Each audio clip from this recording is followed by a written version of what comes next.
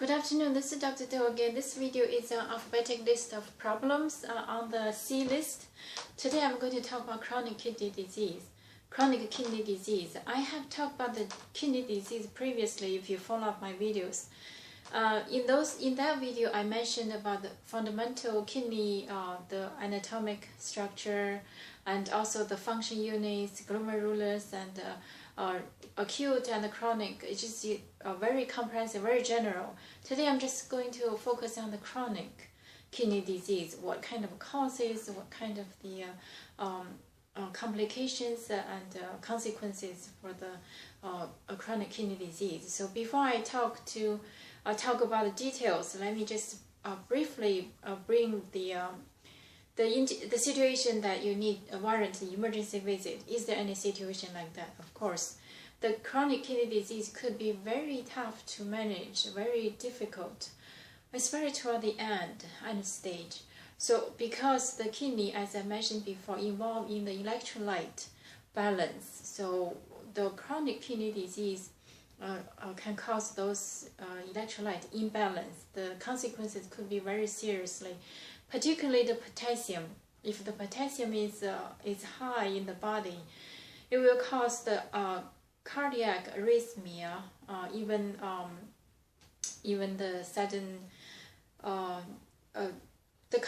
it could be very serious. So I think that's the knowledge. If you have the chronic kidney disease, your physician already talked to you, will probably know it. I'm sure your physician already talked to you what kind of situation, what kind of the worst consequences or worst complications. So having said that, what is the emergency sign that you really need to talk to your physician or go to emergency room? The urine output is very low, almost anuria, which means nothing, and you're sweating very seriously. There's no urine come out, so that's very serious, urgent. Could be life-threatening. Or the urine is not completely anuria, but oligouria, which means less than 500 cc a day. I'm sure for those, if you have chronic disease, your physician already educated you to monitor your urine output. So that's the significance. That's the why you need to monitor your urine output. So that's the emergency situation. Or you feel like your heartbeat irregularly. For those without any other disease, only the chronic kidney disease, your heart feels like funny, like fluttering. So if that's the case, go to the emergency room. That means probably the electrolyte imbalance caused the arrhythmia. So anyway, so this is is there any situation that you can manage at home? Chronic kidney disease, no. You have to follow your physicians regularly, your primary care and your specialist to manage, to monitor you, to make sure everything is on the right track. No electrolyte imbalance, no fluid accumulate. So that's you have to manage by your physician. So let's talk about the chronic kidney disease. For the organ like kidney or liver, those kind of solid organs, usually the tissue itself, the cells has the parenchyma or mesenchymal cells. So which means the parenchymal cells means the functional cells. For example, the hepatocytes in the liver, that's the parenchymal, and the glomerulus, that's the parenchymal function units. But for the non-function, but the connective tissue in between of those parenchymal cells are the mesenchymal cells. Those cells, like interstitial connective tissue. So the chronic kidney disease could be the glomerular cause, or the connective tissue in between, or the tissue of the other than the functional units, like the fibrosis, for example, or pyelonephritis. Frequently pyelonephritis, which can cause the fibrosis of the tissue between the glomerulus or the mesenchymal tissue start to undergoing the change. Fibrosis cause the kidney becomes hard or sclerotic. So that's the other category that can cause the chronic kidney failure. So for the glomerular diseases, of course, there are so many. There are glomerular nephritis, caused by the strep or any other reason. So then the glomerulus lost the function. So that's one of the category. The other category, like I said, one of them is the pyelonephritis. It's quite common in women.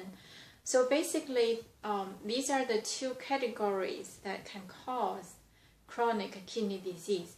What are the really cause etiology for either one category, like glomerulus disease or the interstitial kidney disease? What are the causes? For the glomerulus, that category cause the glomerulus loss function, hypertension, diabetes, the most common, most notorious, or the renal artery stenosis. These are quite common. There are many of causes, but these are the three. Or the glomerulonephritis. These are because of the post-strep infection. So these are the four major etiology I can think about it, or the most common one. The diabetes and also the hypertension. Pretty much the mechanism is and the renal artery stenosis. Basically, it's just the glomerulus undergoing the ischemic change. So if you want to understand details, you need to know the glomerulus is the structure. There's the arterial side, there's a venous side in between the capillary. So the blood flow and filtering the fluid out, and then going back to the filtration, become excreted through the body. So if these artery, high blood pressure or diabetes cause those small arterioles ischemic, so the glomerulus itself undergoing ischemic damage, lost the function. And for the renal artery stenosis, the same idea, because glomerulus was undergoing ischemic. For the glomerulus nephritis, which is caused by strep infection, is a kind of autoimmune reaction. There's antigen antibody deposit on the glomerulus membrane, so that causes the filtration dysfunction. So this is one category. The other category, like I said, pyelonephritis is one of them. Is the connective tissue or mesenchymal tissue was undergoing fibrosis, either by autoimmune causes or, like I said, pyelonephritis.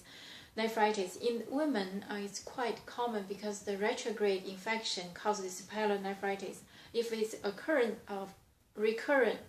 repeatedly recurrent, can cause this end stage renal problem because of the fibrosis and the sclerosis of the kidney. So this is the general information about the chronic kidney disease. So regardless what is the cause, what are the causes, then if you have diabetes, hypertension, you have renal artery stenosis, etc., for those kind of patient, follow with your physician, manage your blood pressure, manage your blood sugar. That's really a great benefit for the kidney function. For women tend to have the pyelonephritis. Each time when you feel like the urine pain with urination, fever, flank region pain, go to the physician or emergency as soon as possible to comply with the schedule. Or don't think that 3 days of antibiotics you feel better, you stop medication. That increase the recurrence rate. So finish the whole treatment course, follow your physician, and comply with the medical advice. So if you do this, will prevent the further damage to the kidney, one way or another, one cause or another. So this is about a chronic kidney disease.